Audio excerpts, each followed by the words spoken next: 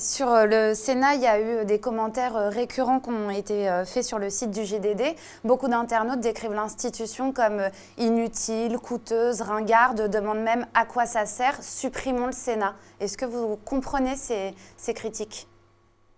Je les entends. Je ne les comprends pas parce qu'ils traduisent une méconnaissance profonde du Sénat. En tout cas, le Sénat, c'est d'abord une chambre qui représente le territoire. C'est une chambre qui vote la loi, mais qui doit être attentif à un certain nombre de choses. Et je vais prendre une période que j'ai bien connue comme président du Sénat. Nous avons eu des débats, Nicolas Sarkozy et moi, sur la question des libertés individuelles et des libertés collectives. Et vous le savez, le Sénat est depuis très longtemps attaché à la préservation des libertés individuelles et des libertés collectives. Voilà pourquoi le Sénat, il faut bien qu'il comprenne, n'est pas un clone de l'Assemblée nationale. Pourquoi le Sénat ne peut pas être aligné de manière partisane. Voilà pourquoi le Sénat doit avoir... Il est malade aujourd'hui, le Sénat? Il doit être autonome. Enfin, c'est un Sénat libre dont nous avons besoin. Ça n'est pas d'un Sénat aligné sur le gouvernement.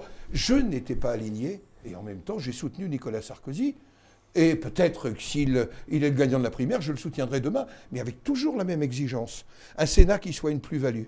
Et d'ailleurs, c'est assez amusant de voir qu'un pays comme l'Italie, qui avait un bicamérisme parfait, est en train de construire dans sa réforme constitutionnelle un Sénat représentant des territoires, avec un pouvoir différent, mais qui est un espace de liberté. Ce que je souhaiterais que les internautes comprennent, mais je veux bien un jour poursuivre avec eux, au-delà de votre invitation, c'est que le Sénat, c'est dans une assemblée, dans la réforme du quinquennat, que vous le vouliez ou non, la secousse tellurique qu'est l'élection du président de la République induit l'élection des députés. Le seul espace qui peut être différent du résultat de l'élection présidentielle, c'est le Sénat. Voilà pourquoi le rôle du président du Sénat, c'est de permettre l'expression libre des uns et des autres. Donc un autre sujet a été très commenté sur Internet. Le bureau du Sénat a voté contre la levée de l'immunité parlementaire de Serge Dassault. Est-ce que vous trouvez ça normal? Est-ce que ça vous choque?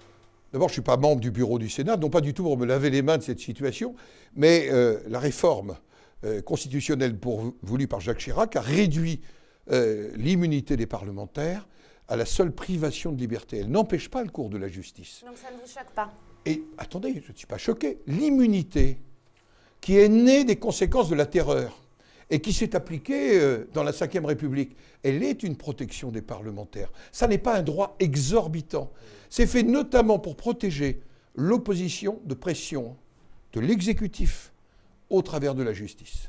Je voudrais juste revenir, éclaircir un propos. On se souvient qu'Emmanuel Jospin avait parlé du Sénat comme d'une anomalie. François Hollande, là, vient de dire que finalement, il se félicitait de ne pas avoir été sénateur. Vous pensez que la gauche cherche à démolir le Sénat? En tous les cas, je ne le pense pas de la part de la gauche sénatoriale, parce que la plupart de mes collègues ont le sentiment que le Sénat est utile à la démocratie, qu'il est utile à la représentation du territoire.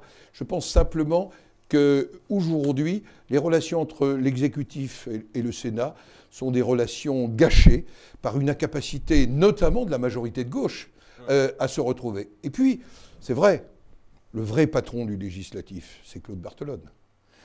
Cette absence de dialogue, ce qui pouvait exister entre Bernard Accoyer et moi-même, me paraît préjudiciable à notre institution. Allez, une dernière question, Caroline. Alors, cette semaine, Nicolas Sarkozy a publié sur le réseau social Instagram une nouvelle photo de lui, ce qui a été encore une fois très commenté sur les réseaux sociaux. Est-ce qu'il faut y voir le nouveau signe d'un retour inéluctable en 2017 ? Écoutez, que Nicolas Sarkozy aille prendre un café dans le quartier où il habite, ça m'apparaît tout à fait normal. Qu'il le publie sur Internet, qu'il le publie sur Internet, ça m'apparaît aussi quelque chose de normal. Nicolas Sarkozy prendra la décision qui devra être la sienne. Elle devra être prise en conscience et en fonction de ce qu'il sentira dans l'intérêt du pays. Vous savez, Nicolas Sarkozy, c'est un homme d'État.